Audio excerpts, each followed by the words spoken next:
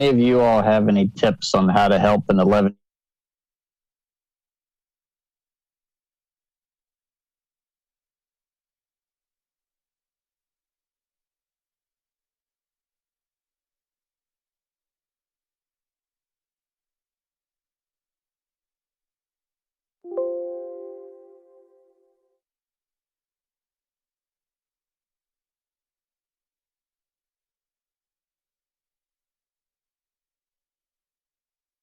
Any of you all have any tips on how to help an 11?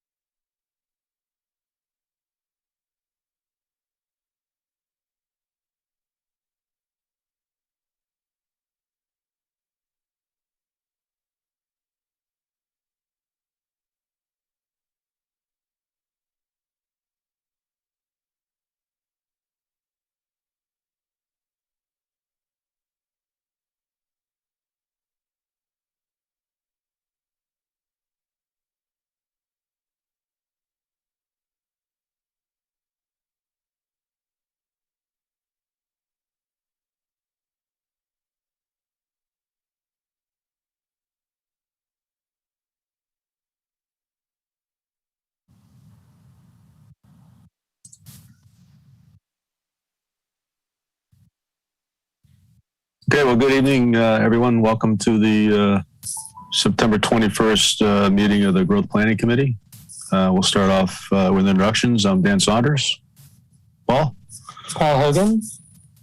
Werner. Werner's on the phone. He's on. So we got Werner Gilliam joining us, and then also Tom and Liz. You want to introduce yourselves? Tom Morgan. Liz Durfee. All right. Thank you. Small group this evening, but we'll proceed forward with our agenda. So land use ordinance discussions. Maybe here we can introduce the topic. Would like to have more members of the board available to discuss any changes, but let's go through the introduction of it. It's probably relevant for next week. You want to go first to the planning for the workshop and then come back to this, hoping that we'll get another member or two? Yeah, that's a good idea, Paul. Jim is on his way. Excellent. So we should go to item 3, which is... Let's go to item 3. We'll jump to item 3 on the workshop for planning purposes. Is that okay, Tom and Liz? Oh, yeah. That sounds good. Yeah. That's Okay, what we were thinking too. Okay, good. Great. How about, Tom, do you want me to pull up the agenda? Yeah, that'd be a good place to start. Okay. So I'm going to share my screen in a moment.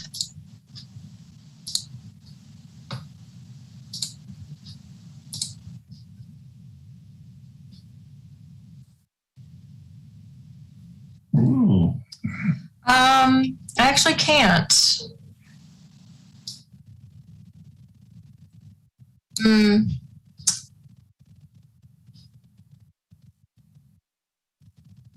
Is there an arrow next to the share screen? On the right of the share screen? With some options? But they don't. Okay, well, that might just be something that has to be set up before. Excellent. Thank you. Perfect. Okay, so can everyone see the Word document? Yes, thanks. Okay.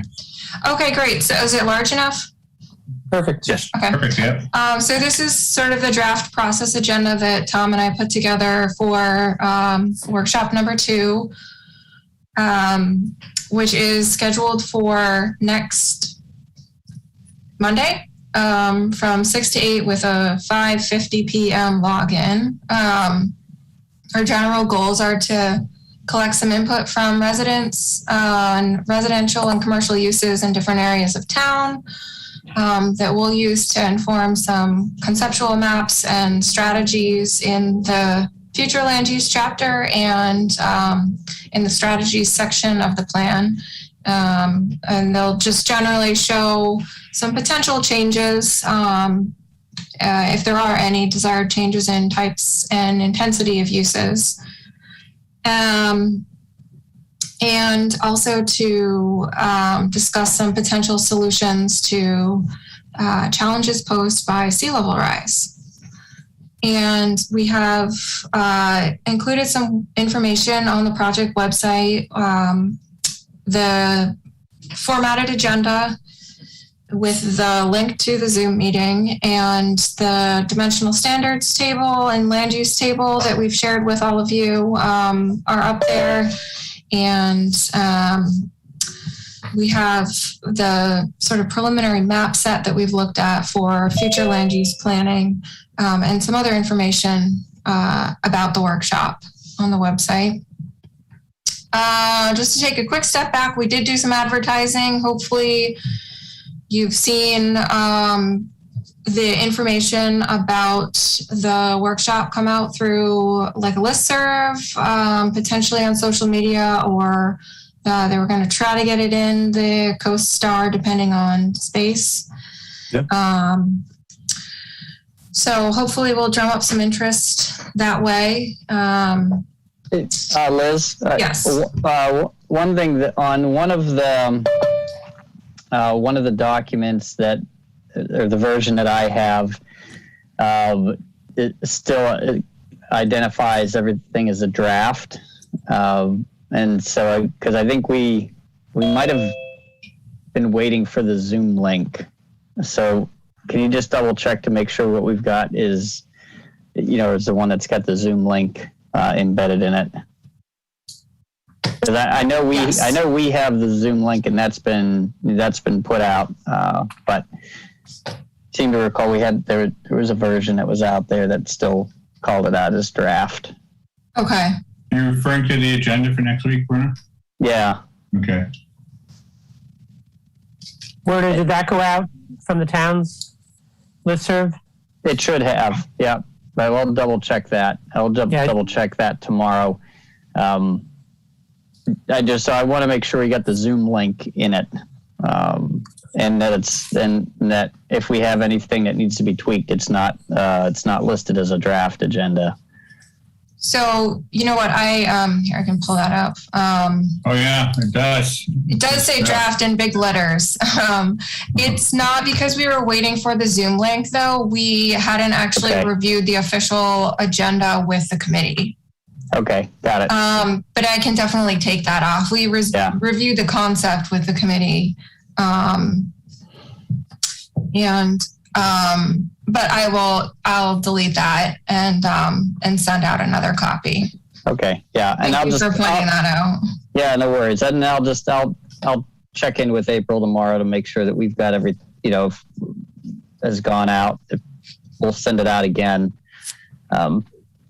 Obviously, with some staff changes, we've had numerous different hands kind of in the pot in terms of making things go out. And so,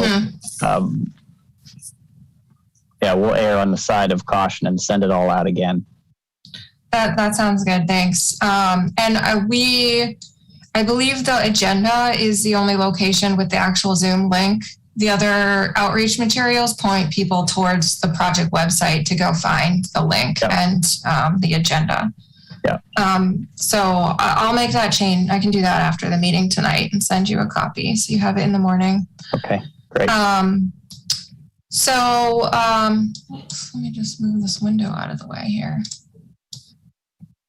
Okay, so our agenda, as I mentioned, log on at 5:50, and we'll do a quick welcome and introductions. Dan, maybe you want to do that again? Sure. Okay, great. And then we have about 10 minutes, hopefully less, of Zoom meeting etiquette, agenda, and just review of the goals and very brief comprehensive plan process. And Tom and I put together a slide with a couple Zoom pointers for any folks who haven't used Zoom before, where to find the chat, how to keep yourself on mute, that sort of thing. And we'll just go over kind of the rules for the meeting in terms of when we're looking for public comment and when we'll direct people to the chat, during presentations, for example. People can comment in the chat, and then during discussions, people can use the hand raise function or we'll be monitoring the chat.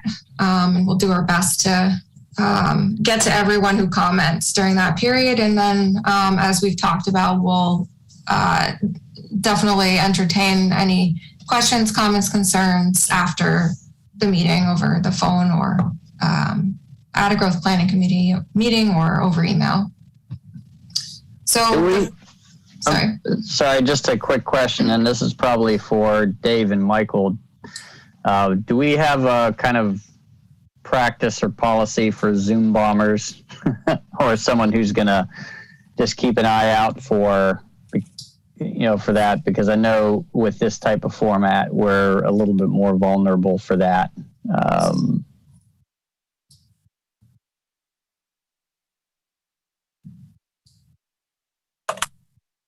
Okay. Sounds good.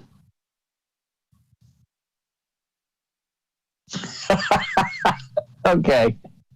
All right. Sounds good. Thank you. And what I've done in the past with bigger meetings is have a couple, like maybe you make Werner a co-host, and so he has the ability to mute people or, actually kick people out of the meeting if necessary. But hopefully it doesn't come down to that. But you can give other people the ability to do that too. Yeah, and I don't think we're going to have that. I think but I just want to make sure that we've at least talked about what that might look like if we have to. Mm-hmm. Yeah, and sometimes you have to mute people just because they're unintentionally, on the phone during the meeting and don't realize that they're not muted. So, hopefully everyone's gotten it out of their system after whatever, a year and a half of Zoom, that they don't feel the need to Zoom bomb anymore. Right. So we have sort of a series of presentation, poll, discussion session lined up for the workshop. And there's 3 overarching concepts that we're including in these sessions. And the first is really basic zoning districts and uses, bring people up to speed, just for folks who aren't at all familiar with the zoning ordinance or the land use ordinance, just some general concepts of districts, the fact that there are permitted uses and different standards in different districts. We've talked about a couple concepts with the Growth Planning Committee and when the GPC had the joint planning board meeting, that a couple concepts popped up. One of them was the impervious surface area and lot size issue. And then another topic was the uses in the farm and forest and the free enterprise district. So those are 2 issues that we've kind of highlighted as maybe topics to include in this discussion, to get some feedback from the community on, the concept of lot size and how much you can build on a lot. And then also some of the range of uses that are allowed in those districts. Are there any other topics sort of related to zoning that the committee might like us to highlight during that portion of the discussion?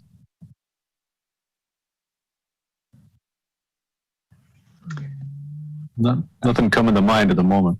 No, I think those were identified as topics, in previous versions of the plan. The uses that needed to get looked at. The lot size question. I do think clustering is one of those topics as well. That should be addressed. It's a question that's come up in development projects before about clustering of, just single family homes, or, whether or not, it makes sense to allow that for, for multis and duplexes, as well. So. Okay. And that's that might come up in maybe a little bit in this first presentation. Then also the second session is focused on residential development. The other item that we talked about that Tom and I are still kind of working on where it fits best, but we have talked about potential increase in the districts that allow mixed use development. That came up, I think, quite a few meetings ago now. And I guess we're looking for some feedback from you on that also.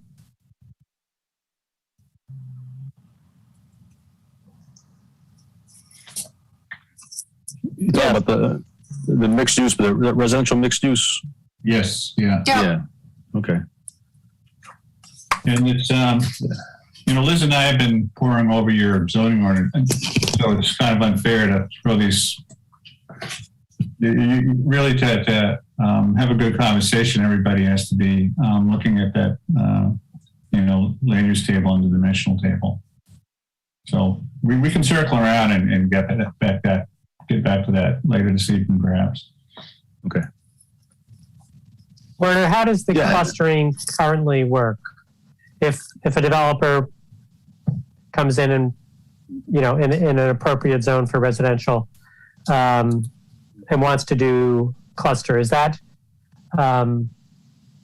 within the standards, or that is the planning board has to, deal with that on a one-off kind of basis? Well, no, it's not a one-off. I mean, there's a separate section in the LUO that talks about, clustering. But what has happened with, some other developments in the past. So I'll use, the CDMK, Old Port Village, now known as the Village Parcel Project. That initially, the initial development plan for that was clustered multiplexes, which, had a significantly smaller development footprint, on the property. But, we went round and round, I think, with council and, everybody, and, really came to the determination, and this had happened with some other subdivisions as well, that clustering wasn't an option for anything other than single family home development. And I think it's a good question just to bring up, because, multis and duplexes are a way to deal with density. But at the same time, if you don't allow them, in a clustering scenario, it just, it pushes you back to a sprawl, style subdivision. So I'm confused on the village parcel. I do remember the original plans. Yeah. Just when they were presented. So wasn't it kind of clustered in multifamily? There were larger buildings. Well, so multiplexes were only initially only in the village. Well, they were only in the village residential piece of it. And in the very beginning of that project, they did a sketch plan that had clustered multiplexes, in a very kind of tight section of the property. And, generally speaking, from what I recall of that, the planning board was favorable with it, but it had to go through, a zoning amendment, and that zoning amendment at the time did not pass. So it was put in front of the voters to allow for the clustering of multis. And, I suspect what it was the prevailing thought is, if we vote for this, we're voting for this developer, and, the prevailing opinions were that people shouldn't be voting for developers. But, the call it unintended consequence, or the consequence is that, what you wound up getting approved, but ultimately never built, was just a standard style subdivision, that spread the development, and the impact, all throughout.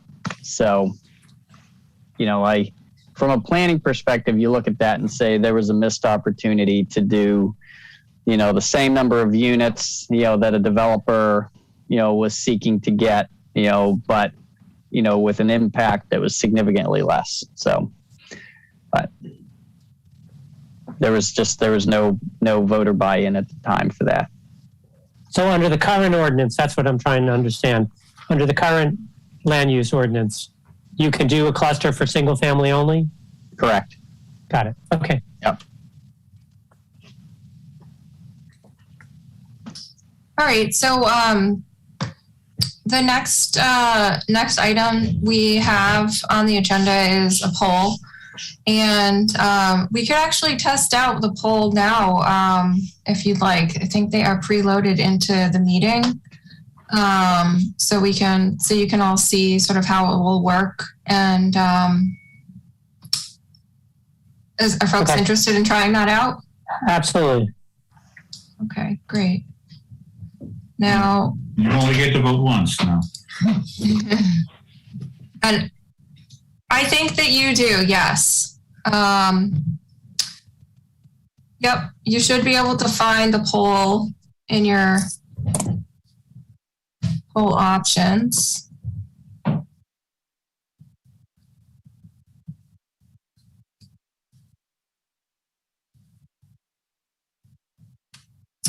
Okay.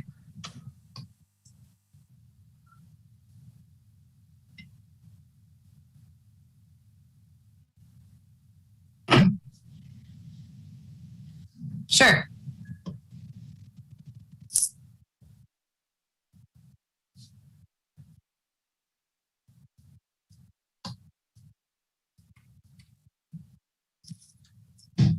Okay, Nice. so we all see it.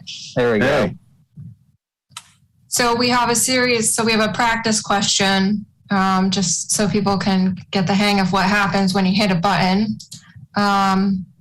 We will, you can choose multiple choice for, I think all of our questions are multiple choice. So you can answer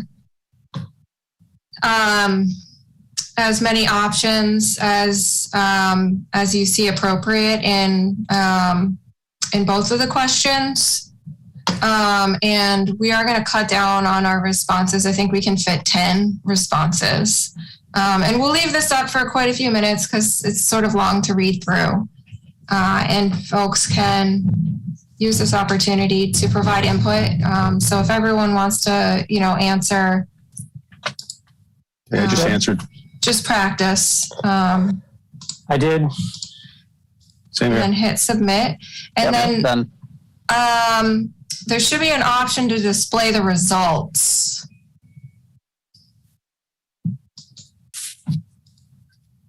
Yeah, yep. Sorry.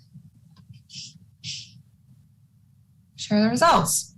Okay. Great. And and we can see them. So this will be kind of a nice way for everyone to get some sort of instant feedback.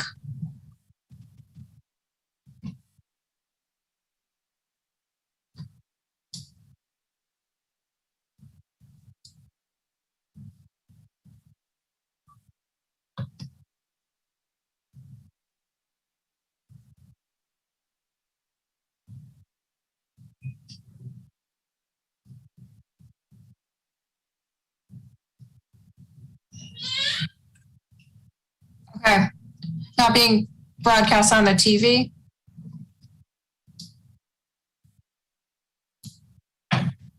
Oh, okay. So you'll have to. Okay.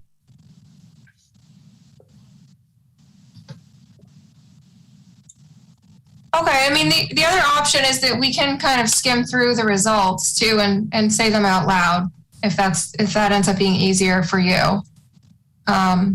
It's nice for folks to see the actual results, but the folks that are watching from home, I guess on TV, but we could read the results out too if necessary.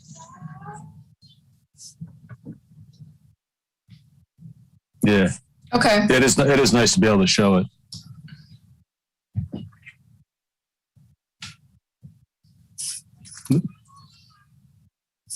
See Wizard of Oz? All right. And I will try to remember to let you know to close the poll too. Give people like an extra minute and then close it. Great. Thank you. So we have 3 polls that we'll be running and we'll get the final questions over to you too. The 3 polls for each of the sessions. And then after the polls, we're going to do about a 15-minute facilitated discussion. And if we find that we're, ahead of schedule and there's a lot of interest in discussion, then we'll try to extend that discussion period a little longer if we're able to. And what I think will work best is if we give the workshop participants the ability to unmute themselves and then, hopefully either use the chat function, which will let them know how that works. And then there's also typically, which we may have to I don't actually see the chat function on my screen right now. Does anyone see the chat function? I do not. Yeah. Okay, so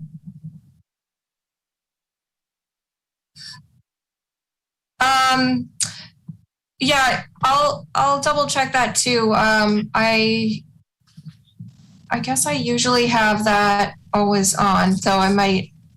Yeah. You might need to set that. So the chat function is will show up on the control panel, and it allows anyone to type in a question. You can have your own chat. You can have the chat window open or closed on your screen. So everyone will have the ability to turn the chat panel on, and you can type in a question and send it directly to an individual or to everyone. And we'll ask folks, unless it's a technical question, to send the questions to everyone so that everyone watching and participating can read through sort of the transcript of discussion items in the chat. And we'll use there's a hand raise function if you go into the reactions, which looks a little bit different on everyone's screen, but we'll go kind of through the option. Dan found I found it. So great. So in the reaction, you can raise a hand, and that's another cue for us to know that folks want to participate. And then if those options aren't working for particular individuals, we can always just have people, chime in, and then we'll call on them. Yeah. If you're on the phone, if you participate in the meeting by phone, I'll double check. I believe it's *6 that you have to hit to unmute yourself. So we'll make sure to include that in our intro. Because obviously we won't see people who are just participating by phone.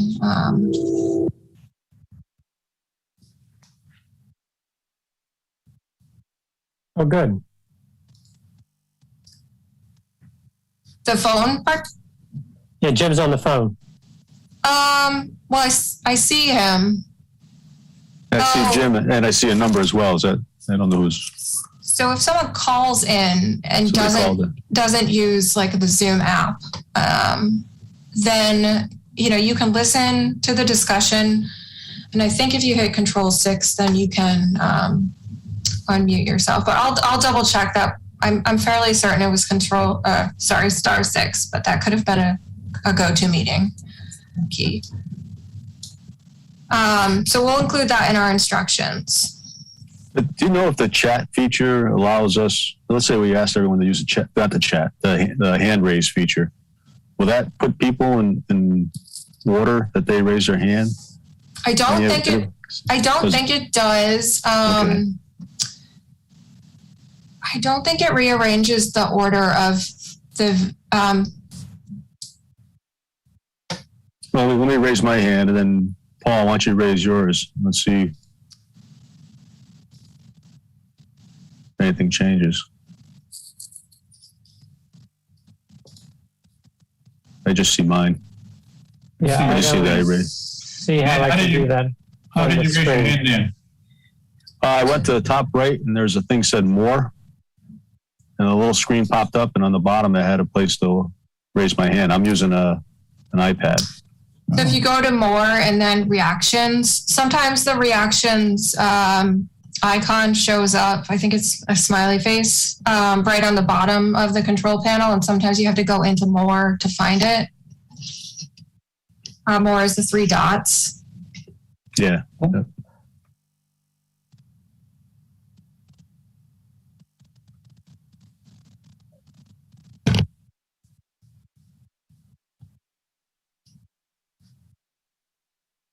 Okay, I'll lower my hand. So Dan, do it without talking though, because when you speak, it will cue you up to the top of the screen, I believe. And if you're on mute or your camera's off, you automatically shift down in the grid of videos.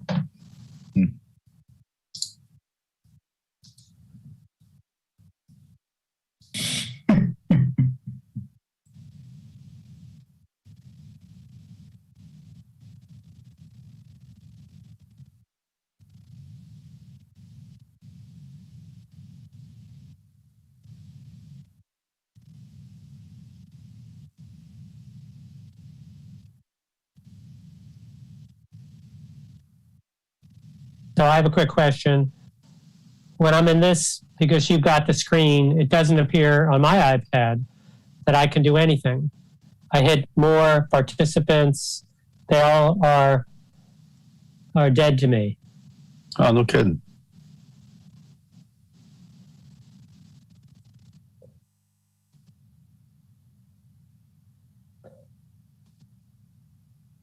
Well, I think it's just because, no, that's, oh, I see what you're saying. I think it's because, here. No, I just closed the poll. I didn't know that I could do that. I don't. So I just had Dan just rearrange. So Dan, when you dropped your hand, You went there? you dropped down in the in the screen order. So curious, if I raise my hand, does that rearrange me? Yep, that brought you up to right under Kennebunkport television. Yep. And then, the same then thing. Paul's hand went up. Yep.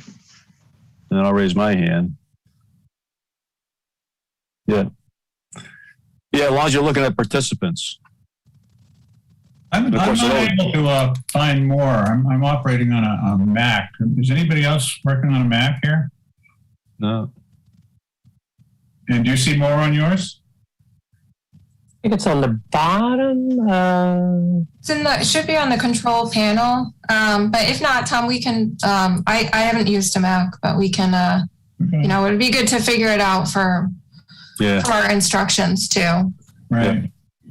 So go ahead.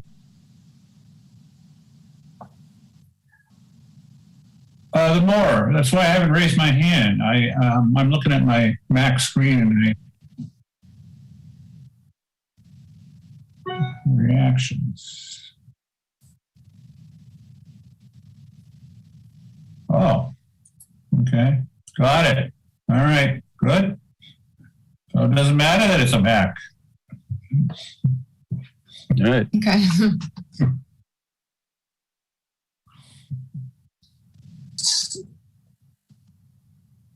Right. Yeah.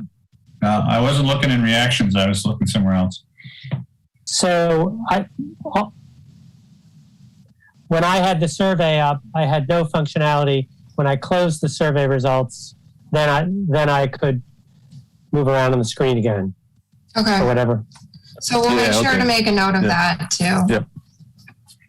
But Dan could on his, which is Well, no, I duplicated it. I did the same thing, Paul. If I had brought that poll up, I couldn't use that more again. I had to close it, and I could use. Yeah, I didn't realize I More. could close it. Or could I scroll down on that poll? I thought when I was looking at the poll results, I thought you were going to scroll down to show me the results, but I could have scrolled down. Yeah. Yep. You can scroll down. Yep. And actually, I think only the host or individuals can scroll through the results. So we'll ask people to scroll through their own.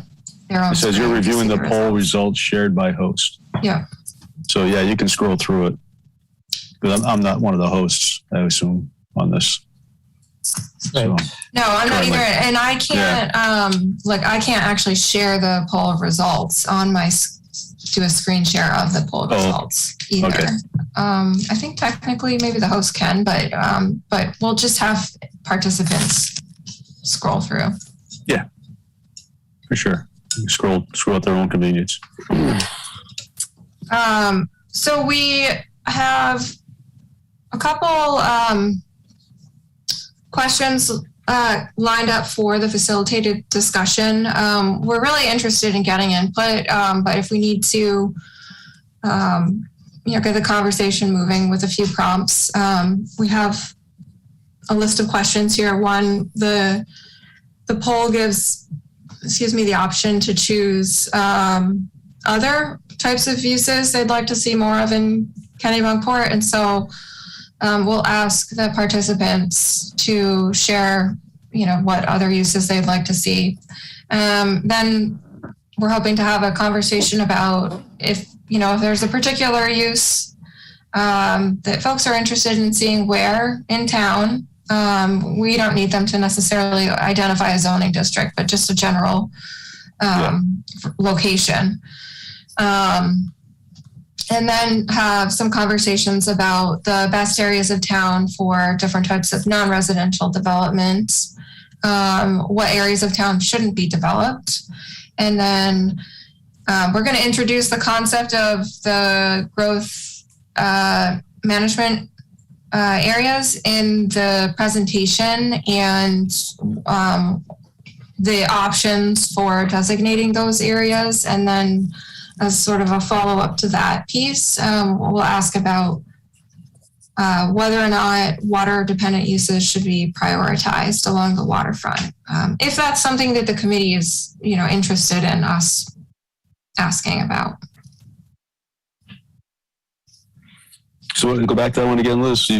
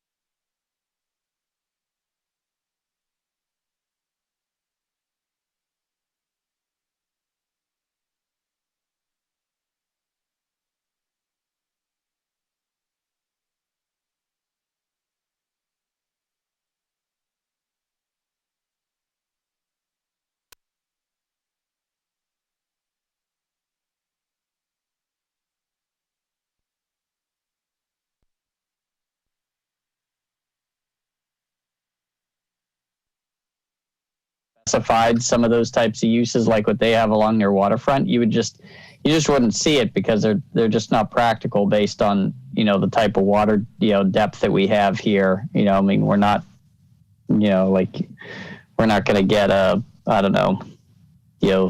deep water access commercial activity here in that regard. But they also had a lot of land that was developable. Do we have any waterfront that's not fully developed? No, not really. I mean, and that's a good question, is about, whenever you start talking and thinking about redevelopment of existing developed waterfront. I mean, I think that is an interesting question just to ask, about, because I think if anything, that's a more likely scenario that you would have, redevelopment in existing developed areas as opposed to new development, because there really isn't any vacant land, of any significance along the waterfront. That isn't either, protected as a coastal wetland or that isn't already developed, whether it be residential or commercial in nature. So are you all interested in us sort of posing that question? I guess, what's your level of concern with the, I think, the question of water dependent uses is a big topic in Maine in general. And I think a lot of that has stemmed because of, in a lot of other communities, and I think this is more prevalent down east, where you have lobstermen that fish from their properties because they don't have the benefit of a commercial fishing pier, like the town does. Kennebunkport is unique in the sense that, you have, two commercial working waterfronts that your commercial fishing fleet can operate out of. So it's a little bit of a different, it's a different dynamic than what you may run into in other areas of the state. Mm-hmm. Okay. Good feedback. Yeah. Thank you. Yeah. So the next topic, maybe Tom, I'll hand it over to you. Okay. The next one will be trends in residential development. And as you know, the last couple of years, there's a lot of things have changed. The pandemic drove much of the change. But what we'll be doing in this part of the meeting is presenting the latest statistics and demographics. None of it's going to come as too much of a surprise, except for the impact of the pandemic, as it sent a lot of people out of the big cities into the countryside, hiding from the virus, and they snapped up a lot of real estate, and it drove prices up more rapidly than we've seen in a long time, if ever before. So that's kind of exacerbated some of the challenges that the town was facing before, with more young people would like to live here, but they can't afford it.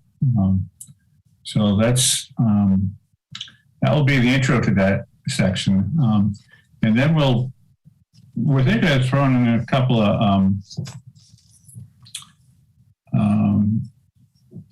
proposed solutions. But I want to run them by you guys tonight first to make sure everybody's in a comfort zone. And one is density. I don't know if that's going to be an exciting issue or not. I think the word makes a lot of people nervous. But my thought was we can present some examples of what various densities actually look like, and then we'll have a calmer discussion after that. So I guess that's one thing I want to get a sense from the committee this evening is how far down that road can we go and everybody still be comfortable? You talk about density in specific areas? Yeah. There's if you're going to bring the cost of housing down so it's more affordable to more people, you got to allow possibility of more housing. It has to go somewhere. And one solution is look at your zoning ordinances. Well, maybe the lots don't need to be 40,000 square feet. Maybe we can maintain the community's character by having smaller lots. And that has potential to get some folks worked up, because it's a big change. It would represent a big change. Yeah. I mean, this is similar discussion that we had with the village parcel, discussions, is that, when folks when they hear numbers, numbers tend to scare them, because, but yet, you show imagery of something, that might be an 8,000 square foot lot. And, you're showing pictures of, the current, historic village area. Likewise, you might show that traditional looking New Englander, with the attached barn, and you could have 3 units in that building and nobody would notice it, but yet you throw out 8,000 square feet with a 3-unit multiplex, and all of a sudden it's it's quick, run for the hills. Well, they'll go for the town planner, actually. Yeah. Right. So that's. But I think go ahead, Werner. I said those are conversations. I believe those conversations are worth having. To kind of ferret out some of the, what's really the fundamental fear, right, with that. Should I throw a few images on the screen now and give you guys a sense of, what I was thinking? Sure. Yeah. All right. Sure. Okay. Let's see. No.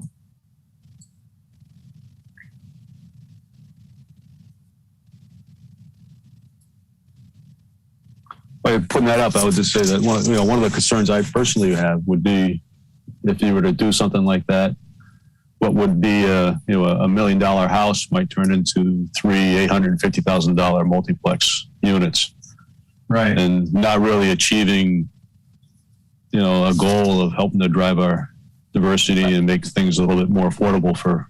Yeah. Right.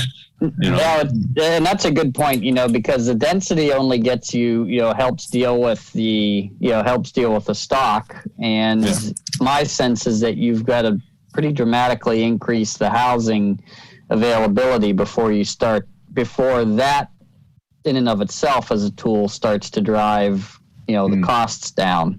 Because otherwise you're just dealing with the market, right? And Right. Right. But in order to increase the stock, you got to find a place to put these houses. Right. Yeah. So there's a little bit of a chicken and the egg, scenario there. We've talked a little bit. I've had some discussions with other housing groups in the state, and I believe there's got to be, there has to be a long-standing, carrot and stick that goes along with that. And I think the only way that you get that to where it's kept and maintained over the course of the years is with documentation that gets recorded at the registry, that follows a property along the way, because unfortunately, if you have stuff that just, resides in, say, a file at town hall, those 5, 10, 15 years, staff changes, those types of things, can be forgotten pretty quickly. But, resale restrictions and, things that get tied to the deed, now all of a sudden you bring in a lot of other parties, to the game that are accountable for that. So. Mm-hmm. So my thought was I could run through some of these images, provide a little more detail. Just so you know, this one on the lower right where it says very high, I had no intention of proposing that for a town like Kennebunkport, but the idea here is just to show the breadth of possibilities, knowing that some people think that this one up here is pretty dense. So, the density is in the eye of the beholder, but I'm certainly not going to propose very high for a Kennebunkport. No, but I think it's good to show the spectrum. Exactly, so to speak. What's out there in the larger world. So I started on the low end, Binnacle Lane. I know, Paul, this is down your neck of the woods. Have they built any houses out here yet? Oh, yeah. Okay, so this is an old photo. But yeah, and they're all very large vacation homes. There are a few residents there, but I think the majority of them are. Yeah, and I know the zoning requires just under an acre for minimum lot size.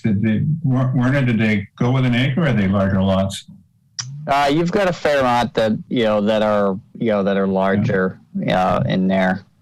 So, anyways, this we start off illustrate. I'll get a better illustration than this. There's no houses in this picture. Shouldn't we show a picture of 3 acre? Because the most of the developable land in town is, not in Goose Rocks, but in, forest and field, that's where you have 130,000 square foot lot size, and that's why. Excellent point. I guess I read the zoning ordinance too quickly. I missed the 3 acre part. Right. Well, and Certainly that belongs in the storyline here. yeah, and one of the previous, I think, points of contention has been, in the ordinance, the use of net acreage versus gross acreage. And so, at this point, just because of, the soils conditions that we have in town, I think you're hard pressed to find 3 acres, that are in a nice, tight, neat sort of arrangement, if you're doing a lot in farm and forest. And so ultimately you probably wind up with, I'd say at least 3.5, between 3.5 to 6 acres is what you need for land area once you start deducting out, some of the constraints in wetlands. And so Right. that's been, I think, a point of contention is the fact that the ordinance uses a net calculation as opposed to a gross calculation. Right. Where was the intent of the 3-acre zoning? Was that to preserve open space? I mean, what was the thinking behind that? That's a good question. I mean, that's been in the town regs for years. Since really the beginning of zoning. That they had a 3-acre minimum lot size in the farm and forest area. It wasn't until I don't know exactly when, but it wasn't until much later on that the use of net acreage, I think, was introduced. As opposed to gross acreage. You can see that whenever you look at some of the age of when some of the lots were created out in those areas. You see them right exactly at 3 acres. And then at some point, and I don't know exactly when, the net language landed in there. In a lot of towns, they adopt 2 and 3 acre zoning thinking that they're preserving nature. But at the end of the day, all you end up with is large lots, and large lawns and large everything, and everybody's spread out more. They're more dependent on motor vehicles. Right. Yeah. I mean, you wind up with a lot of long driveways.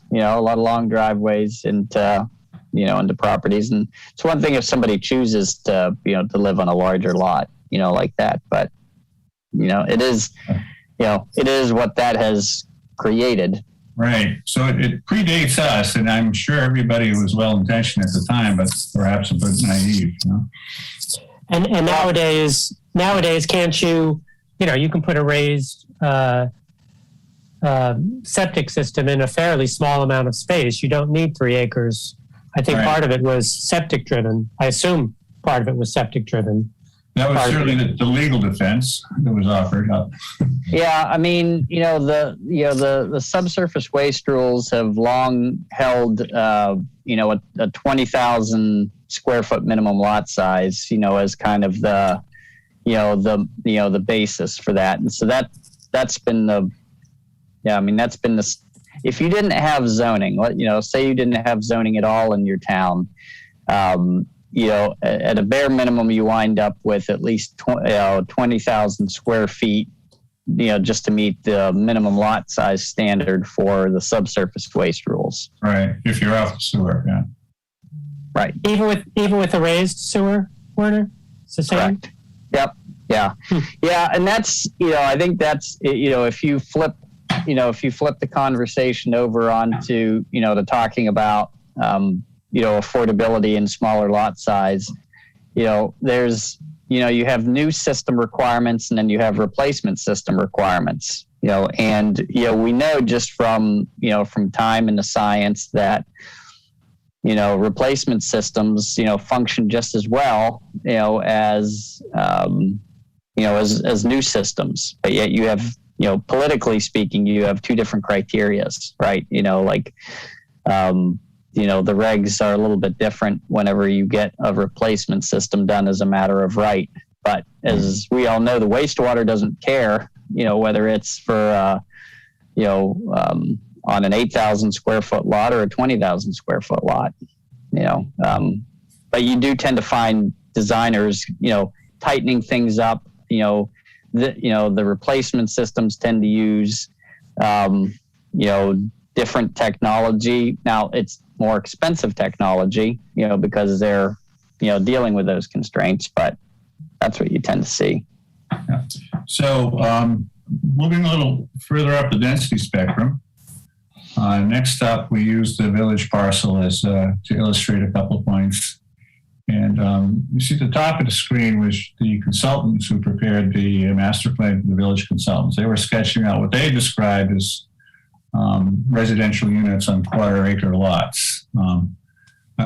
I'm looking at this. It looks a little bit smaller than a quarter acre, but that's what it said in the text. But what I like about this is they were trying to achieve the traditional settlement pattern that you saw in the 18th and 19th century that many people find so attractive about a town like Kennebunkport. And this is juxtaposed right up against conventional suburban cul-de-sac development that was already there. I'm not sure how you say the name, Squire? Yeah, that's Squire Lane. The subdivision is known as Shawmut Woods. Shawmut Woods. So you see two things here. What the differences in density look like, what's allegedly a quarter acre up here, and down here is 1 acre zoning, but some of these lots are as large as 2.5 acres. This one here is 1, and that's 2.5. So that's the range you're looking at here. And so it's a good comparison, because it raises a lot of issues, but give people a lot of things to think about. When the consultants for the village master plan did a poll of, the townspeople, one of the questions was, what are your favorite places in Kennebunkport?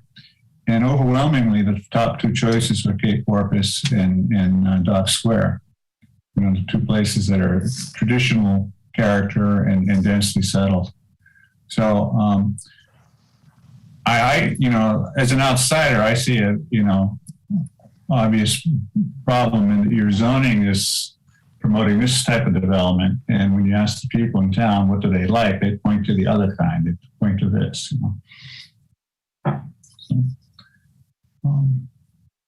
You'll have to excuse me, guys. I'm really not feeling well tonight. That's why I've been kind of quiet.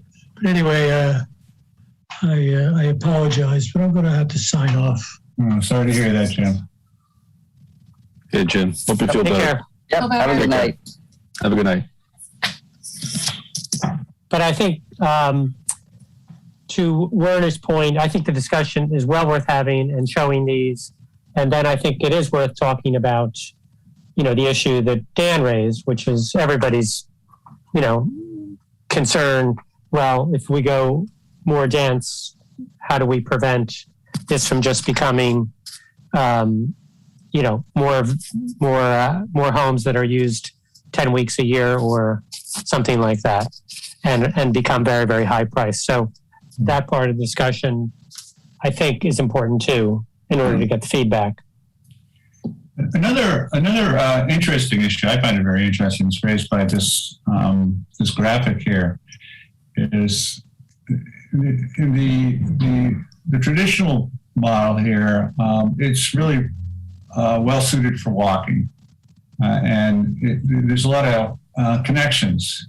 What they call the connectivity is quite high. You could zigzag all around all different ways.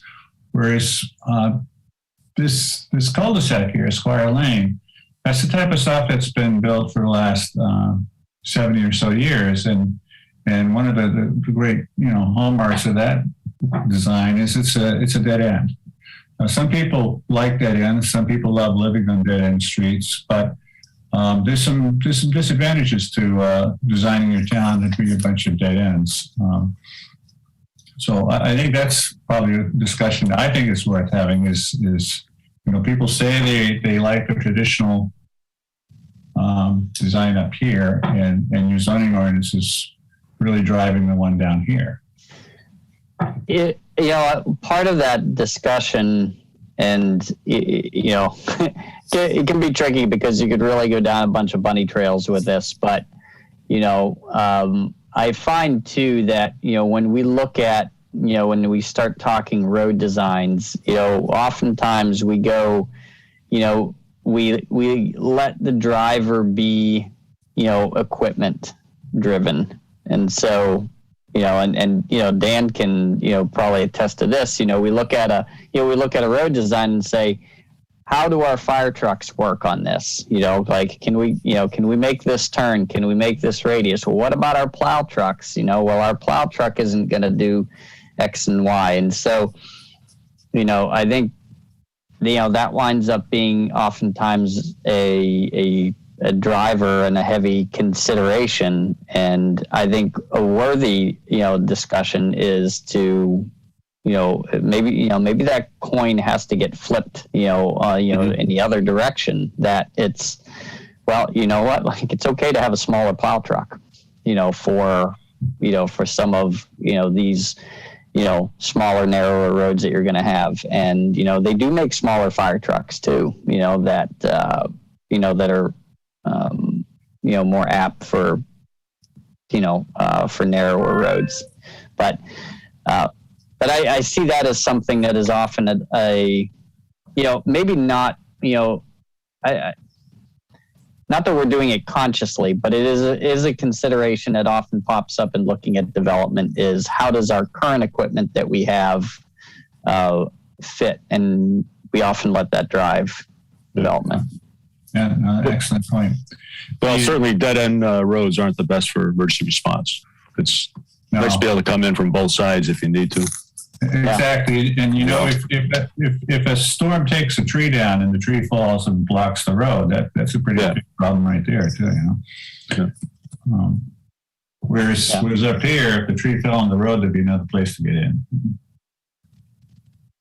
Right. But we carry chainsaws, so we can get rid of it. So moving up the density spectrum here, moderate density, I purposely reached out to the city of Minneapolis. We're looking at single-family homes on quarter-acre lots here. Minneapolis just made the headlines not too long ago. The city council passed an ordinance, what they call banning single-family zoning. And it sounded pretty radical. And I said, well, how would something like that work in Kennebunkport? And I went back and looked at your ordinance, and you're ahead of Minneapolis. All Minneapolis did was they said that the owner has by right the ability to convert this into a duplex or a triplex if they want to. Whereas your ordinance already allows you to do that. So that stole my thunder on that one. But in any event, well, go ahead, Warren. Here's what's tricky with that, and I think it's worthy to have this conversation, is that it doesn't, it still requires, if you want to do a duplex, a 40,000 minimum, that's right. Lot size, and it also has these, these setbacks that don't necessarily, like they don't make a lot of practical sense, with a 40-foot front setback and 20-foot side setbacks for a duplex. And so, I think, to your point, is that, the ability that if you can have a single, you should also be able to have a double. And, there's no, there shouldn't be an issue with, there's no logical reason for a 40-foot setback for a duplex. Or to have different setbacks, for those. Yeah, or even a single. I mean, that's another point. Look at this photograph here. These are attractive houses, I think. If I ever lived in Minneapolis, I wouldn't mind living one of these.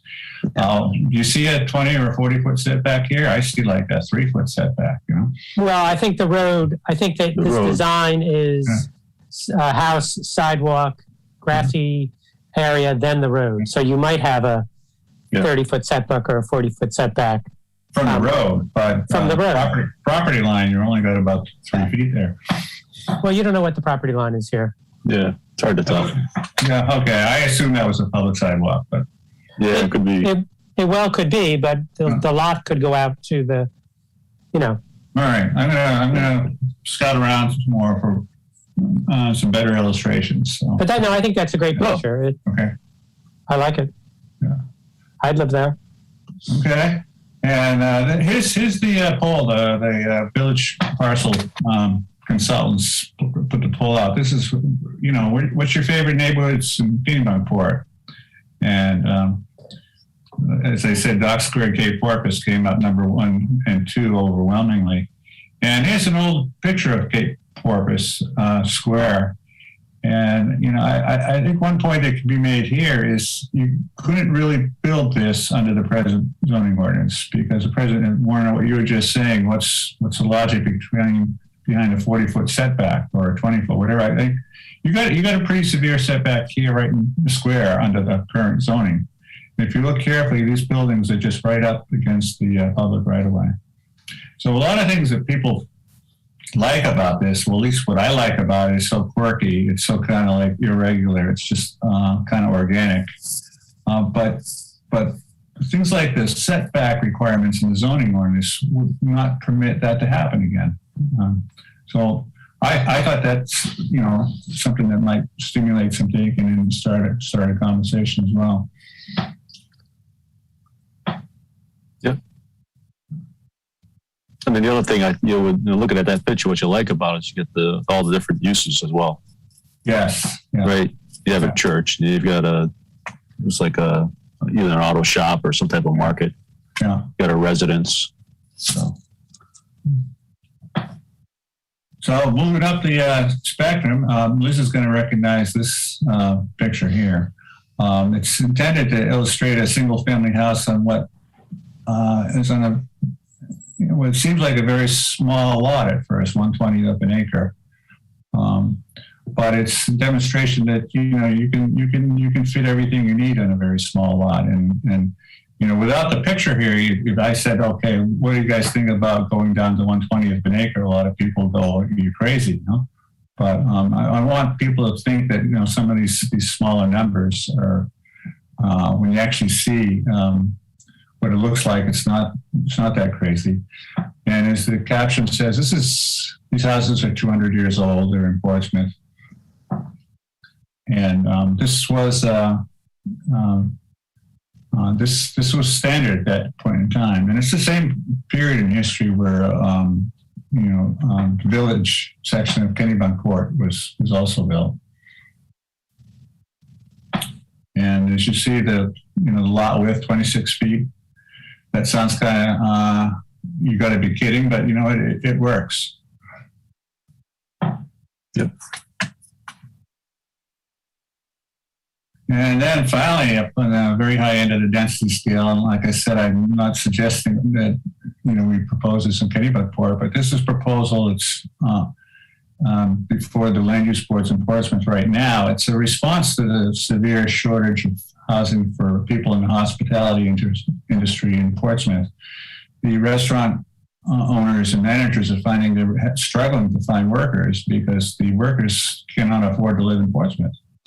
And I know Kennebunkport has that same issue to a lesser degree, but in Portsmouth they're growing desperate enough that the developer has proposed these tiny little housing units, and the city is embracing the proposal. I expect it's going to get final approval in a couple of weeks.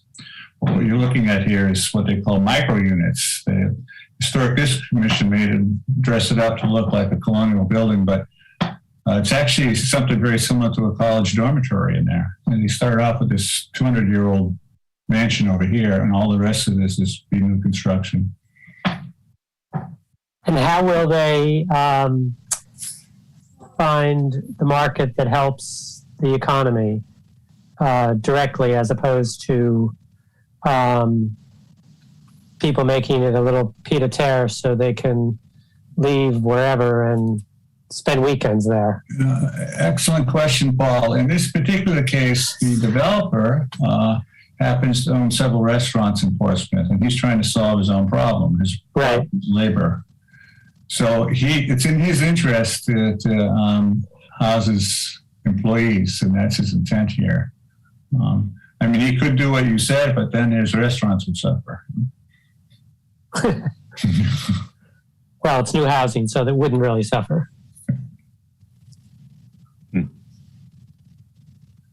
So that's you guys comfortable with this density discussion? Yeah, it's great. Okay, good. I know some people get nervous with this topic, and I wanted to run it by you guys before we throw it out in front of the public next week. Might need extra time on that one. Yeah, but it's kind of good to have it. It's kind of the elephant in the room in Sure. terms of what the future in terms of affordability is going to be. Are we going to do more of the same and not make a change? Or are we going to, recommend a change to try to make the town more affordable? Yeah. And, the town is doing it on a limited basis through the Housing Trust for 5 units. And maybe there'll be more, but that's free land from the town, so to speak. Right. So that's not really a sustainable model that's going to get us very far. Yeah, it's great what they're doing. It's just not going to produce the number of units that are in demand. Mhm. And I was going to throw out one more thing too, and just be quick, is discuss a little bit about, and everybody knows that all these people are coming out of the cities into the countryside, snapping up homes, driving the price up. But what I wanted to point out is the pandemic was kind of a wake-up call. There's another type of migration that's going to impact the housing market in Maine in the future, and that's climate. Climate's going to produce some people who are no longer going to be able or they want to live where they are, and they're going to go to other parts of the United States. I think Maine's going to look very attractive. So I think what you saw with the pandemic was just kind of like a preview of coming attractions. In the Southwest, the supply of potable water is going to be a big problem. Down in the Gulf Coast, this is a picture of Houston, Hurricane Harvey 4 years ago. You're going to see more and more of this down here. These people are just going to get, hey, I can't take this anymore. They're going to migrate too. And there's some parts of the United States are going to look very attractive, and I think Maine is one of those places. And then in California, the wildfires aren't going to stop anytime soon. And what I find really alarming, if I was a parent of a young child, is what they're finding out about the effect of the smoke on children's health. And, if I were one of those families, I'd say, hey, I'm done with California. Where can I go?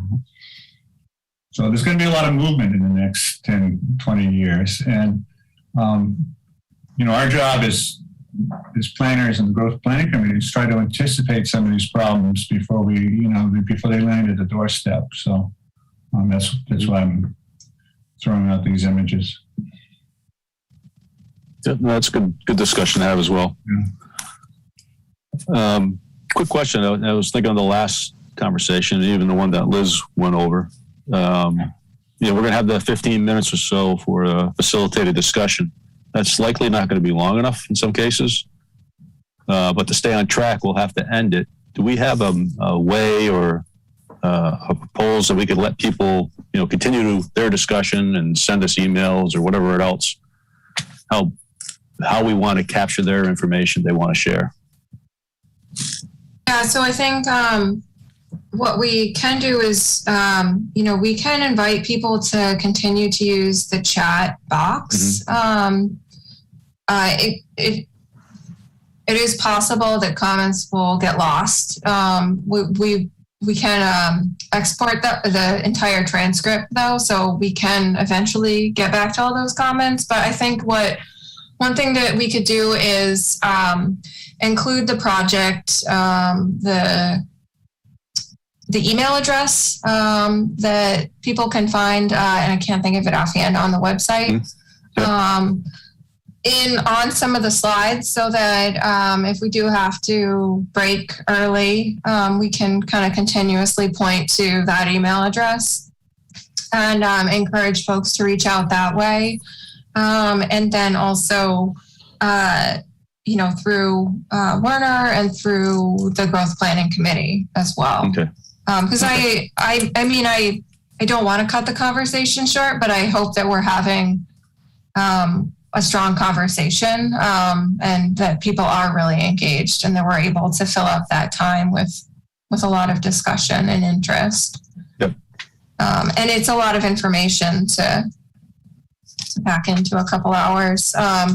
We'll think about, where we can cut out a couple minutes here and there to allow more time for the discussion too. But there's a lot of background information to present to folks to get them to the point of feeling comfortable, expressing their opinion on density. So I think that the presentation piece is important too. Do we have a Facebook page? We do have a Facebook page. Yep. Could people continue the conversation there? I don't really do Facebook, but a lot of people do. They can do that, yeah. So we have posted just basically announcements for events. We haven't really used it as a platform for engaging in a dialogue. Earlier on, we talked about how we didn't necessarily want sort of the Facebook commentary or want to have to supervise and manage Facebook. That's a better word. The Facebook commentary. But I mean, certainly if comments are there, we'll see them. Yeah. And track them. And they certainly can. I mean, they can put the comment in on the town's website as well. Yeah. So one thing we should do, Liz, is just test that email address that we have that's out there to make sure that that works. I think it works. I think Tom gets the email. Yes. Yeah. Okay. We get some love letters. I haven't been sharing all of them with you. Right. Okay. It does work. It's within seconds of it being sent, it lands in my email box. Okay. Yeah. Just want to make sure we've got good active links. Yeah. And I think we ought to target them, have them go somewhere specifically to Pride, so we don't have to look everywhere, and then we run the risk of missing something as well. So it may be best not to offer up the Facebook and just ask them to send an email to the website so we know it's coming into one place. Because I do expect some of these. Well, I'm hoping that we will have some good conversations on density and some of these other topics that we bring up, and they're likely to push our time limits to keep moving through all the information. And we don't want to shut it off, but we want to. We do have to. We do have a tendency to talk. Yeah. We'll try to stay on track. I mean, you saw us talking about our vision statement, right? We've been 2 meetings of it, and we still haven't knocked it off. We get the whole town involved. It'll be. Well, yeah. Yeah. I mean, that's different than a workshop, though. Well, sure, but still. Yeah, we want you to hash out the vision statement until you're happy with it. Yeah.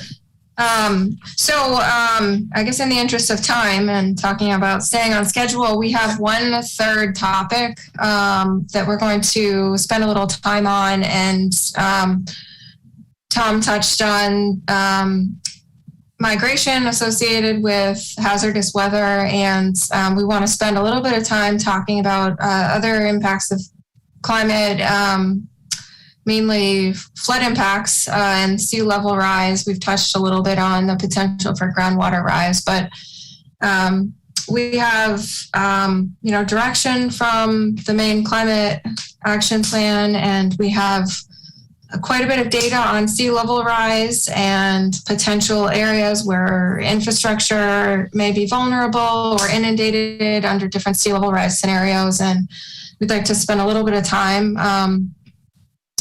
reintroducing those concepts to folks that have sort of followed along with this process, and then also making sure that people are aware of the potentially vulnerable areas or areas that may be impacted by sea level rise in the next 50 to 100 years, to keep people thinking about long-term planning horizons and the potential challenges for residents and businesses and the municipality.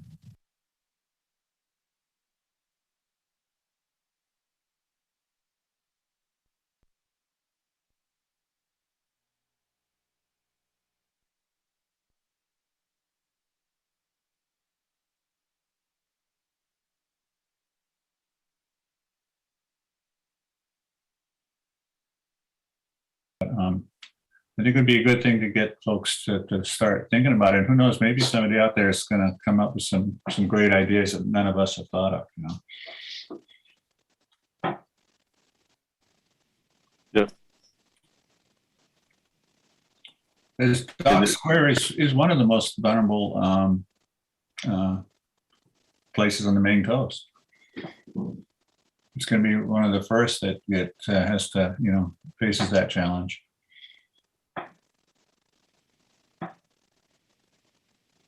Yeah, no, Yeah. that's you know, it's a good point. I mean, I can you know, I can tell you that I actually just heard today that you know, that our, you know, we had put in a proposal with the you know, with the Silver Jackets to have the Army Corps of Engineers do you know, take a look at you know, Dock Square in Lower Village, you know, so what we get from them is they conduct a flood mitigation assessment, you know, of buildings and infrastructure, you know, for that area. And so we are going to be, you know, embarking on that as I would say is kind of a side study, you know, through the Maine Silver Jackets program. So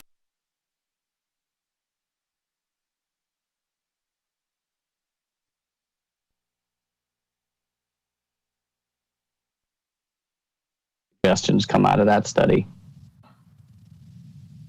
That's great. So, would you like me to pull up that process agenda again to take a look at some of the questions that we had drafted for the different for the two other sessions? Or are you feeling comfortable with the general flow and concept for the workshop? Maybe just the third one? Yeah. Did we see Yeah. the questions for that? I didn't pull them up tonight, so let me do that.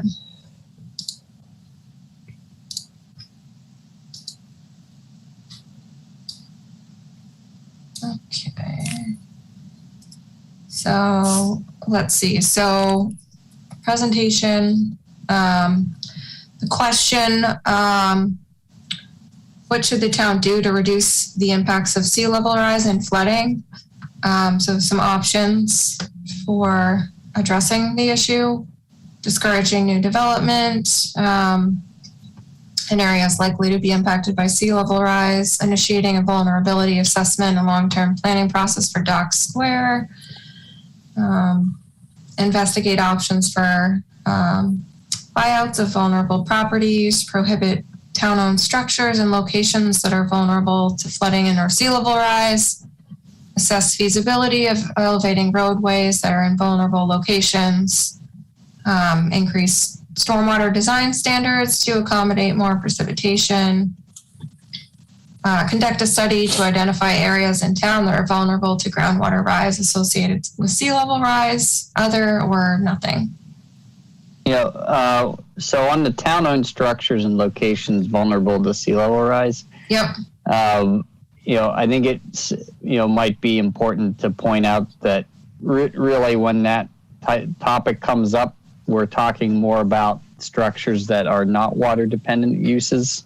You know, so in other words, you know, the town, you know, I talked a little bit about the town's commercial fishing piers. Mm. You know, obviously those are water dependent, you know, Yeah.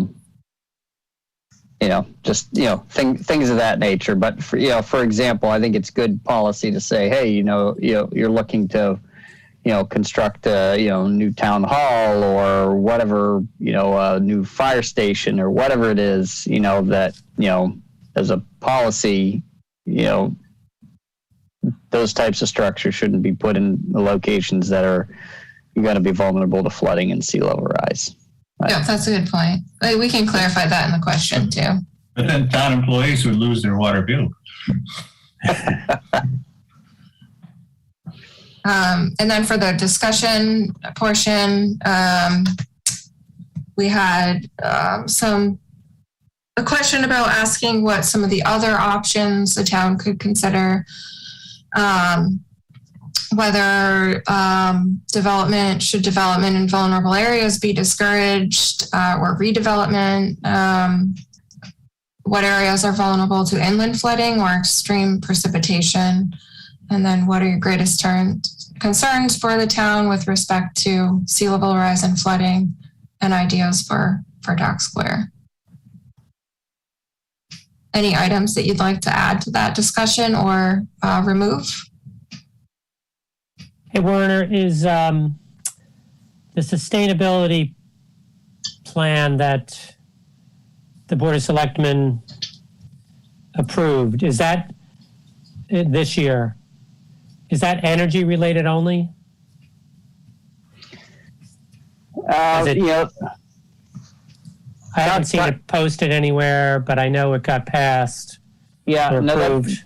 that's a good question. I was looking for that the other day myself. That is something that was being worked with Eric LaBelle, who's the town engineer, and I think that was specific for strategies for structures, and town infrastructure.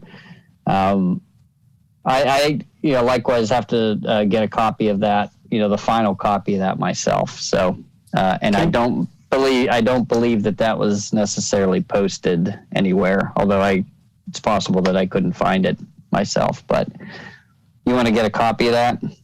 Yeah, I was wondering why it's a big secret. I don't think it's a big secret. But well, if we haven't posted it. To your point, I couldn't find it myself. So, right. Yeah, I just did a search and nothing came up. And, when we get to strategies, there's, we shouldn't be reinventing the wheel if people have already given thought to strategies on some of these same issues. We should somehow be tied into this document. Yeah, no, I agree with you 100%. If, there's work that's been done, it's important, to support that work, as opposed to reinventing the wheel on it, and the only way you're going to be able to do that is if you've got it. So, you'll email it to everybody then? Yes. Yeah. Thank you. I think those are good questions, Liz. I'm happy with those. Thanks for the feedback. I agree. Thanks a lot. Okay. So anything else around the planning here? I don't think so. Next We'll get the final survey questions over to Dave to load up in advance. Just a couple of tweaks, I think, to the set that we sent. And then I think that's about it. And we'll send over the agenda without draft in it to you, Warner, tonight. We'll do that. Okay. Thanks. I don't remember. So I'll just do the introduction of the members and quick thing about the meeting, and you guys are going to cover all the rest, how we, all the technical aspects of it, and the sort of talk on Zoom etiquette and that kind of stuff. Sure. Yep. Hey, Liz, I had forwarded the PDF to a couple of people, and it's been shared.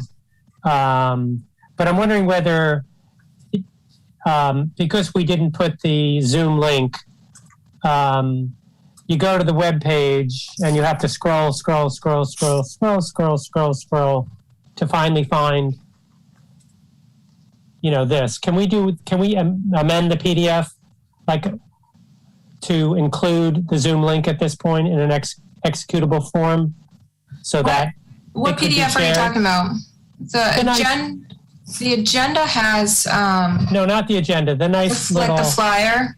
The flyer, because I don't think this. Yeah.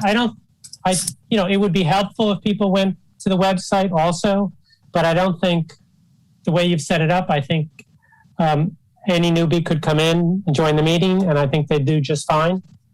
By the way you're explaining the topics, so I'm not concerned terribly about having people miss the website. Just because That's it's fine. easy. Yeah, we wanted to advertise in advance of having the meeting set up. So that was one primary reason why Right, we no, I- didn't have that. So Right. we can certainly amend the flyer also. Okay. Yeah, I don't see any problem with that. And then share that, and then so we can all share it with our. Yes. Yep. So we'll do the Groups and- flyer and the agenda. Yeah, putting a hyperlink in a PDF is pretty easy. If you remember to do it. I just wrote it down and put a giant square around it, and maybe Tom will text me after the meeting so that my mom brain doesn't Right. take over. But yes, I think that's fine, and I appreciate you sending it out to people. All right. Excellent. Any other discussion on that? Okay. So the rest of the discussions, I'm wondering if, and I'll get your guys' opinion on it, if we should really table these until we get a sort of a full group on our end. We have a quorum, but we have Well, Jim just by telephone. is Jim still on? I thought he, I see a phone number. yeah, I'm not sure if that's Jim's or if it's a guest. Oh, okay. Sorry. Yeah, I'm not sure. So I think it's just you and I, Paul. So we don't really have a quorum. Then we shouldn't be making decisions on the vision. Yeah, Stable. on the vision. I mean, we could go through the land use stuff, but I think you would have to repeat any kind of discussions on that, Tom and Liz, for the rest of the group. Probably, yeah. I mean, I think I can certainly pull up the tables if you want to take a quick peek just to see if there's something that you might want to dive into Okay. at the workshop. But Okay. let me see. I think I have to. Yeah, if you think it'd be relevant to the workshop and we should review it before that, then let's go ahead and do that.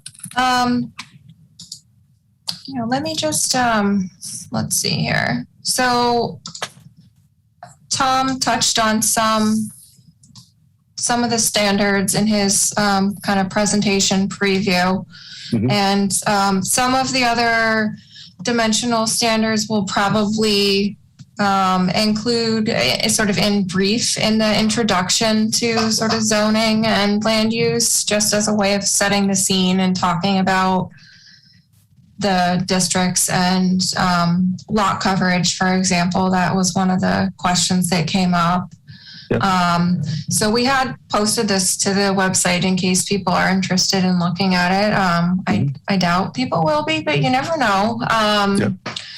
One of the questions that I had that I'll save for the rest of the group is the Cape Porpoise East and West. I don't see any difference between those two zones, use-wise or dimensional standard-wise. And I'm curious, why there are two zones, if it's just because they're maybe they don't touch, or there's Cape Porpoise Square right in between, or they're just sort of different sort of regions. So they have different names, but a minor issue, but it's still interesting whether there was maybe a change that made them similar, or a potential thoughts about changing the standards or uses in the future that sort of resulted in them being different districts, or what the history is there. I think what you have, and I think Kennebunkport is unique in the naming of its zoning districts.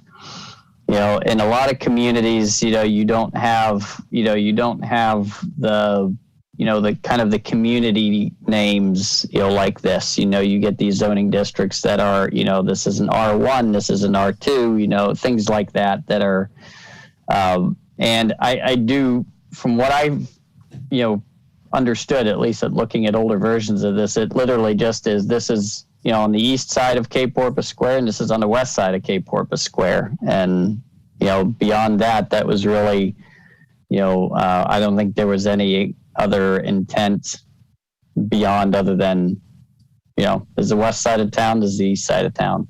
Right. And make the ordinance more user-friendly if, we got rid of redundancies. Make it more compact. Instead of scrolling through 10 zoning districts, Yeah, sure. you only have to go through 9. Mm-hmm. And there's definitely some similarities in dimensional standards in a lot of the districts too. So, obviously we're not making zoning changes, but just thinking about potential improvements. And if there are, if the conversation about density goes favorably and folks are interested in that, it's a kind of an opportunity to take a peek at, where there's some opportunities to make things a little bit more user friendly. Hey, Werner, you highlighted a distinction a while back. I forget whether it was Goose Rocks or Shoreland zone, where lot coverage wasn't the same as other places, including driveways or not including driveways. How do I see that? I don't think you see that on the table. No, you don't see that in the table, but you find that more in the definitions, in a coverage definition where a shoreland zone gets called out with additional items, in lot coverage. That's specific to shoreland zone. So shoreland. Right. Yep. Yeah, and that's something that we have a couple slides just to sort of highlight what that difference is, because it did come up during the meeting. Mm-hmm. We don't have to get into too much of a discussion now. I think it would be good with the full group, but when you do take a look at the table, keep in mind opportunities to, think about density in the zones that you think density is appropriate, and also whether there might be some opportunities to condense the number of districts just in the interest of making it a little bit more user friendly. And then the other table, consolidated table, is they're just the types of permitted uses. And so one of the things that came up was the range of uses that are permitted in the free enterprise and the farm and forest zones. And so we've got a slide with just some photos again of different types of uses that are permitted in those two zones in particular, just to show sort of the range of uses that are permitted. I think what we heard from the planning board was that folks think of those areas as largely residential, but in reality, they do permit quite a few different types of uses. Right, it's a good opportunity to see if that's what we really want. Yeah, right. Yeah, but it's a good opportunity just to hear from the community, and have a general conversation about types of uses that they would like to see in all areas of town. And it may not be that zoning's preventing that type of use, but it can highlight the need to look at Sure. some of these zoning districts, see what uses are permitted that may no longer really seem to belong in that area, or vice versa. So, Liz, could you flip back to the dimensional table for a sec? Yep. And Werner, I had a question for you. As the town planner, you're in a better position than anybody to see which one of the numbers on this matrix is a recurring problem, perhaps, or doesn't work quite well, or it's not optimal, or it's not really achieving its intent. Do you have any particular numbers here that, hey, I wish I could change that, Yeah, I mean, it goes back to the question of what's the intent, right? What's the intended outcome?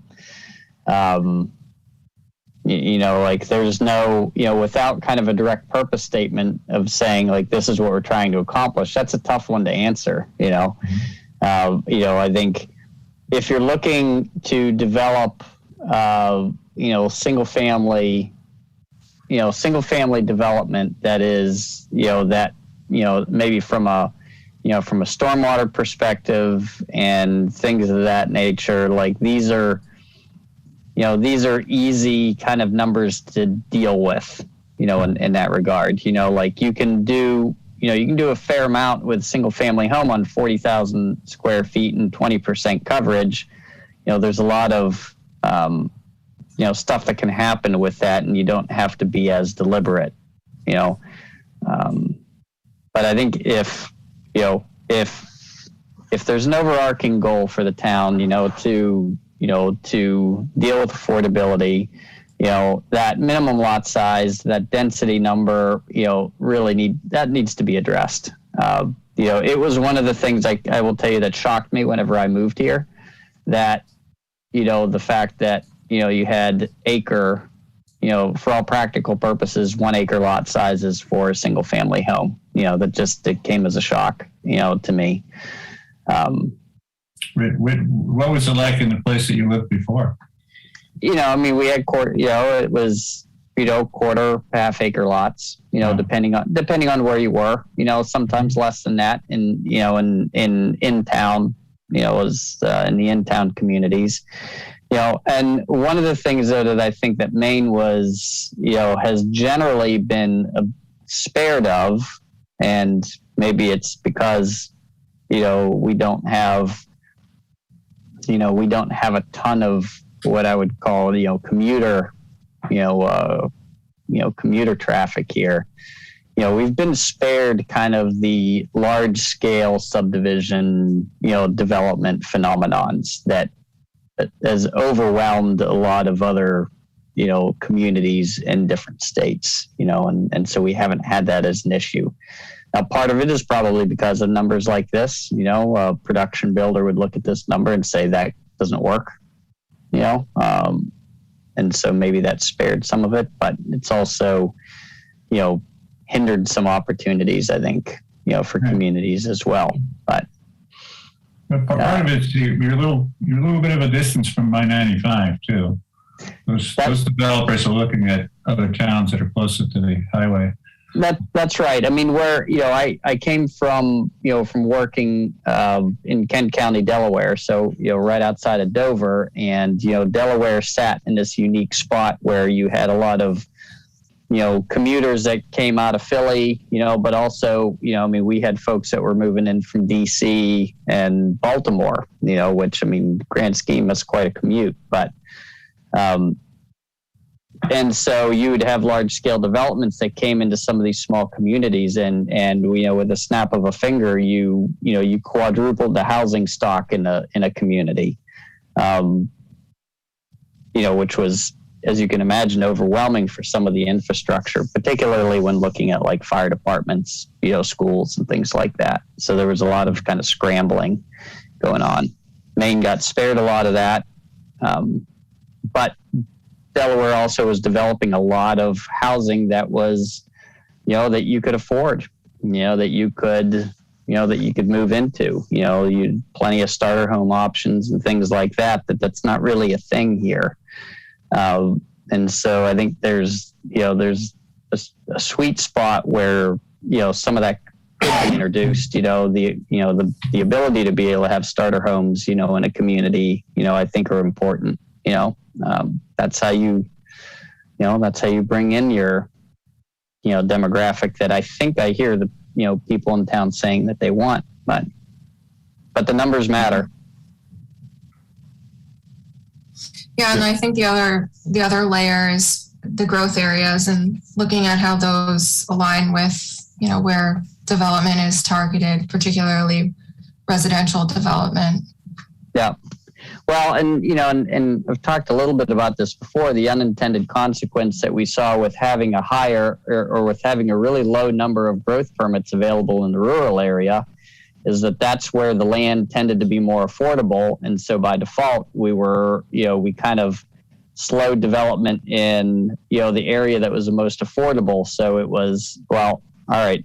So it really didn't necessarily discourage, development, but it did put kind of a slowdown, on, some of the affordability piece of it. So it sends a bit of a mixed message to, to folks about what it is that you're trying to accomplish. We were trying to get growth onto areas where we already had infrastructure in place. Right. Yep. But we didn't make any change to the, the zoning in those areas to increase any potential density and therefore provide some affordability. Right. Right. So it was one piece of the puzzle. It's like we wouldn't want to put growth area out in the middle of farm and forest. We have no infrastructure out there to service. That's right. That's right. Yeah, and the density calcs don't make sense, necessarily for that area. But right.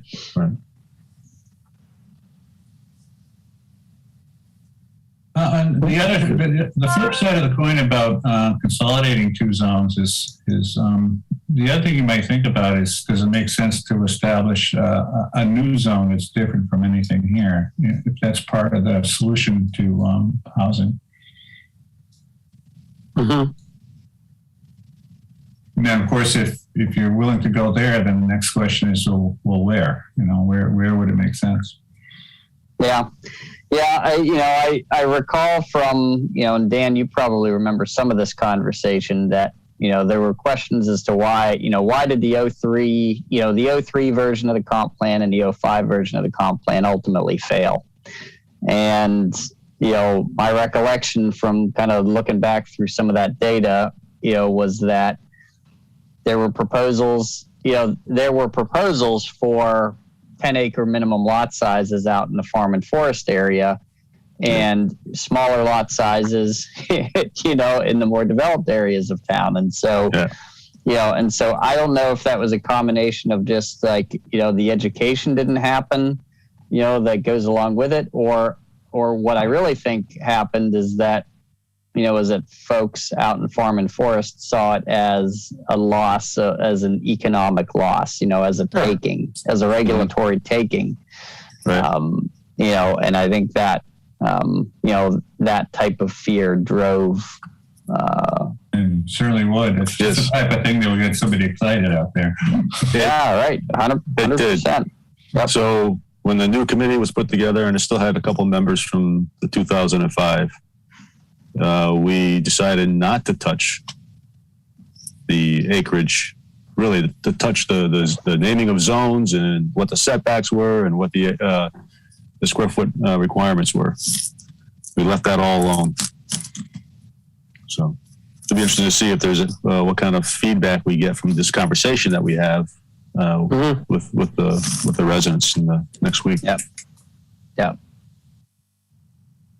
Yeah, I think it's, I think the direction that I would head with it is, making sure that there's incentives, to do some clustering of, of homes in some of those areas, and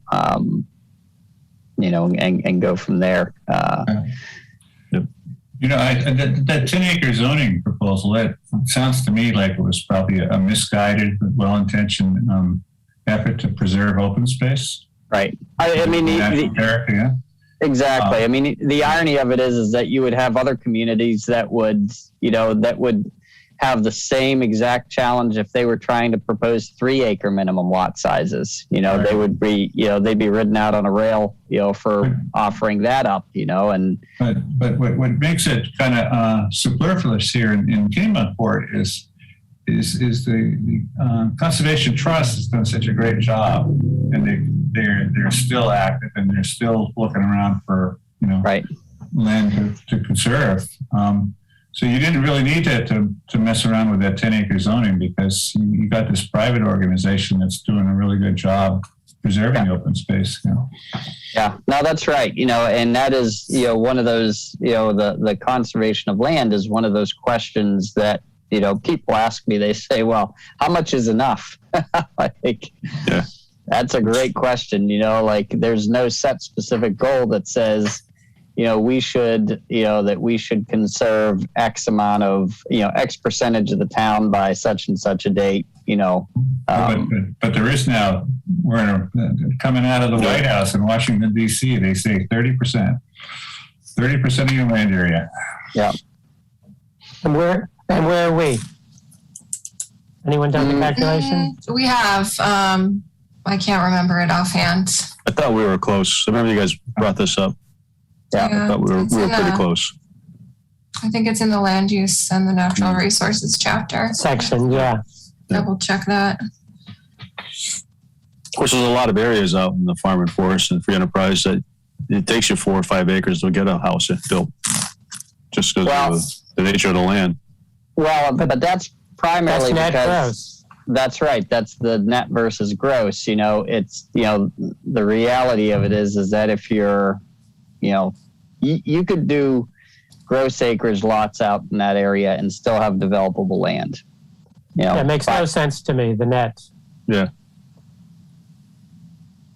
That's true, but I mean, from just personal experience, I've got 4 acres, but you couldn't put another house out here. Right? Unless you let me do it on a half acre somewhere, because it's just the land. We got stream, marsh. Right.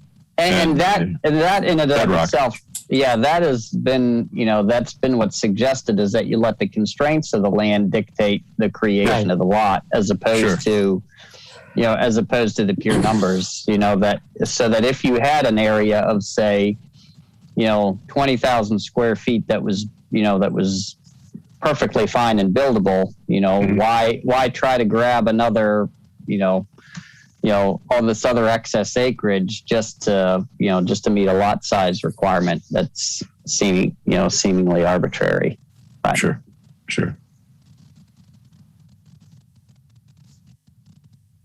All right.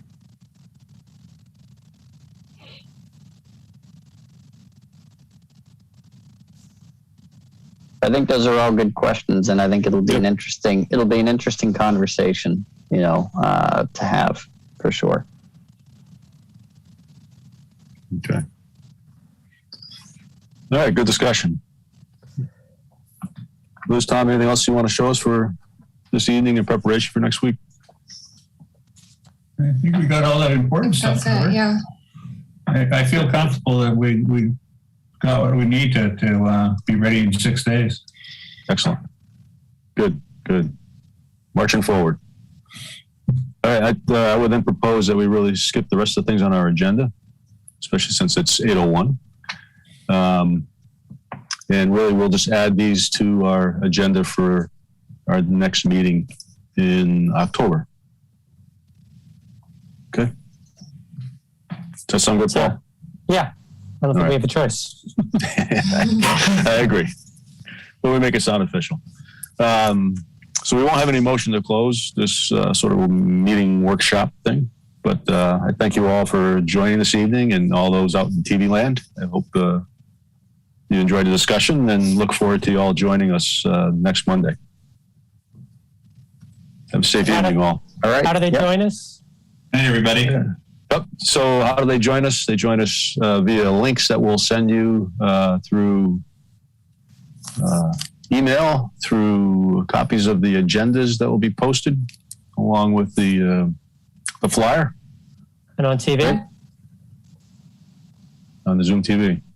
And a bunch of people should be getting notices from the town as well. So hopefully all have signed up for those. They stay informed. Yep. Yeah, You'll get it from Paul too if he's a friend of yours. Yeah, we'll make sure we blast those out again tomorrow. Paul's hand that'd be delivering great. things. Paul's hand delivery. All righty, all. All right, guys. Good night. Thank you. Good night. Take care. Bye-bye. Bye. Bye-bye.